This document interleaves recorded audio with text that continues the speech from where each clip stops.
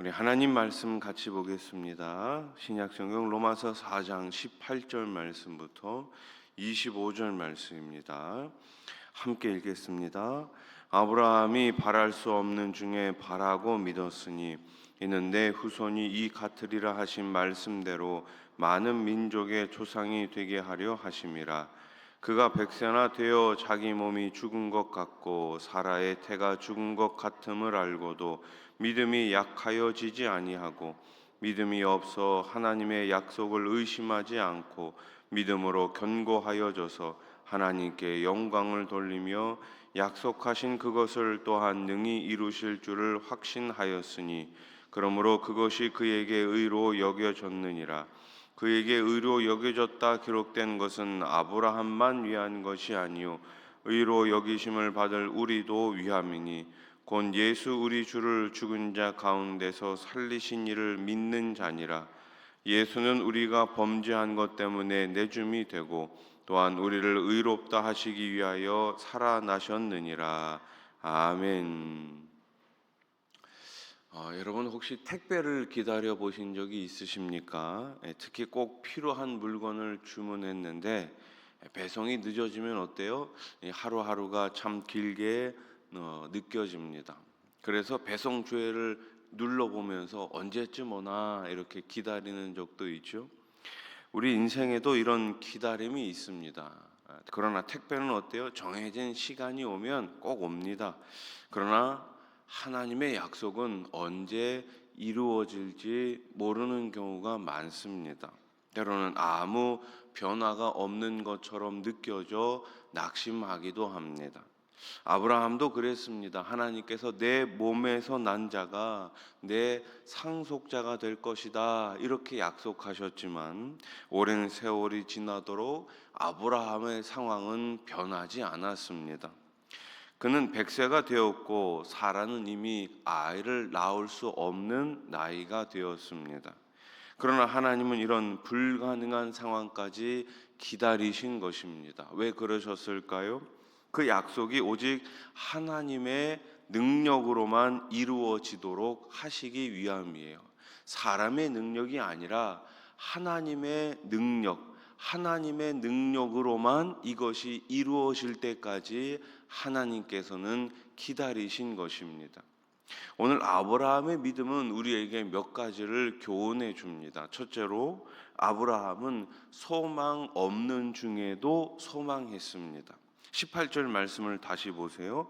아브라함이 바랄 수 없는 중에 바라고 믿었으니 이는 내 후손이 이 같으리라 하신 말씀대로 많은 민족의 조상이 되게 하려 하심이라. 아멘. 바울은 이렇게 기록하죠. 바랄 수 없는 중에 바라고 믿었다. 인간적인 가능성이 모두 사라졌을 때에도 아브라함은 하나님의 약속을 붙잡았습니다. 그렇습니다. 믿음은 아직 보이지 않아도 이미 이루어진 것처럼 받아들이는 거예요. 그것이 진짜 믿음이지요. 본 것을 믿는 것은 누구나 할 수 있습니다. 이루어진 것을 믿는 것은 누구나 할 수 있습니다. 그러나 오늘 이 아브라함의 믿음은 어떤 믿음이었어요? 보이지 않았지만 이미 이루어진 것처럼 믿은 믿음이었습니다. 그래서 히브리서 11장은 이렇게 이야기하죠. 믿음은 바라는 것들의 실상이요 보이지 않는 것들의 증거다. 여러분, 보이지 않는 것들의 증거가 뭐라고요? 믿음이라고요. 우리가 오늘 예수 그리스도를 믿는 그 믿음이 많은 사람들에게 증명되는 믿음이 될 수 있기를 소망합니다. 둘째로 아브라함은 믿음이 약하여지지 않고 오히려 어떻게 됐어요? 강해졌습니다. 20절 말씀을 같이 읽어봅시다. 시작. 믿음이 없어 하나님의 약속을 의심하지 않고 믿음으로 견고하여져서 하나님께 영광을 돌리며. 아멘. 아브라함은 자기 몸과 사라 아내의 태가 이미 죽은 것과 같음을 알았습니다. 그러나 믿음이 약해지지 않고 어떻게 됐어요? 더 견고해졌습니다. 왜냐하면 믿음은 우리의 결심이 아니라 하나님께서 주시는 힘이기 때문에 그렇습니다. 셋째로 아브라함의 믿음은 하나님께 영광을 돌리는 믿음이었습니다. 아브라함은 단순히 자녀를 얻는 것이 아니라 약속을 주시는 누구를 믿었어요? 하나님을 믿었습니다. 그분이 반드시 이루실 줄을 확신했습니다. 이 믿음이 하나님께 뭐가 된 거예요? 영광이 된 거죠. 우리가 하나님을 가장 영화롭게 할 때는 우리의 상황이 아닙니다. 말씀을 붙들고 믿음으로 살아가는 것이 바로 하나님께 영광이 되는 거예요.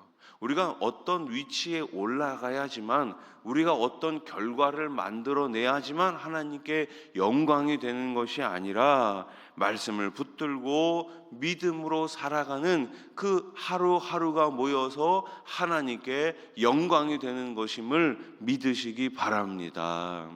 우리 삶에도 오랜 기다림이 있습니다. 기도가 응답되지 않을 때가 있습니다. 그러나 믿음은 하나님이 하십니다. 따라해 보십시오. 하나님이 하십니다. 이게 뭐라고요? 믿음이라고요.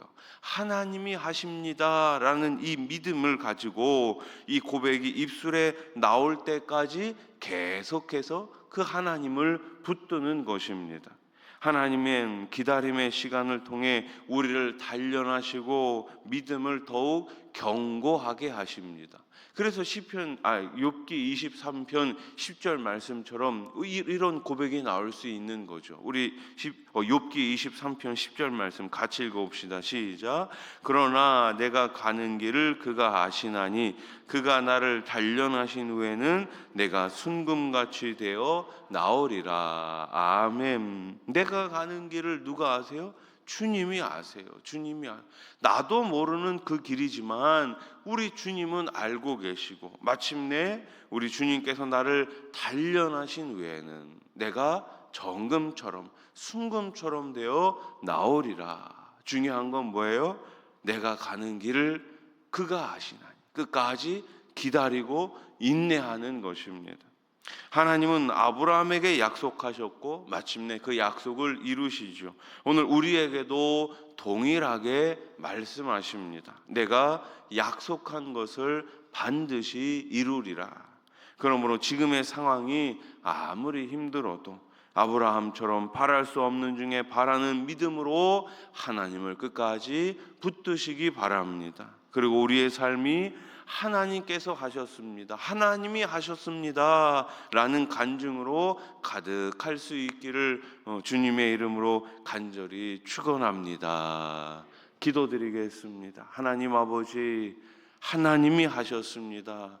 우리의 가정도, 우리의 삶도, 우리의 교회도 다 하나님께서 하셨습니다. 이 믿음 가지고 끝까지 인내하게 하시고 끝까지 바랄 수 없는 중에 더 바라게 해 주시옵소서. 오늘도 현실이 아니라 약속을 바라보며 믿음으로 도전하는 성도들 되게 해 주시옵소서. 기다림 속에서도 우리의 믿음이 약해지지 않게 하시고 오히려 이 믿음을 통해 하나님께 영광을 돌리는 하루하루가 되게 해 주시옵소서. 병상에 계신 분들이 있습니다. 여러 가지 하나님 질병 때문에 어려움을 겪고 있는 성도님들이 있습니다. 마음의 상처와 질병이 있습니다. 육체의 질병이 있습니다. 우리 하나님 이 시간 어루만져 주시어서 깨끗하게 치유하여 주시옵소서. 경제적으로 어려운 우리 성도님들이 있습니다. 상황이 변하지 않을지라도 끝까지 인내하며 주님 바라보게 해 주시옵소서. 가정과 일터 가운데 우리 하나님 풍성하게 채워 주시옵소서. 자녀들 딴 길로 가지 않도록 인도하여 주시고 믿음 안에서 말씀 안에서 든든히 서갈 수 있도록 도와 주시옵소서. 특별히 군대 가 있는 자녀들, 지방에 해외 나가 있는 자녀들, 믿음의 통역자들을 만나게 하시고 좋은 믿음의 아버지 주님 교회를 만나게 해 주시어서 신앙생활을 끝까지 잘 감당해 나갈 수 있도록 도와 주시옵소서. 우리 수원아산교회 이제 또 하반기를 시작했습니다. 모이는 셀마다 또 양육훈련의 현장마다 우리 하나님 친히 간섭하여 주시고 교제 가운데 가운데 믿음과 소망과 사랑이 더 깊어지게 해 주시옵소서. 블레싱 청자동을 준비하고 있습니다. 우리 수원아산교회 이곳 청자동 가운데 세워주셨사오니 하나님 복음으로 계속해서 사람을 살리고 키우고 고치는 공동체가 되게 해 주시옵소서. 예수님의 이름으로 기도드립니다. 아멘.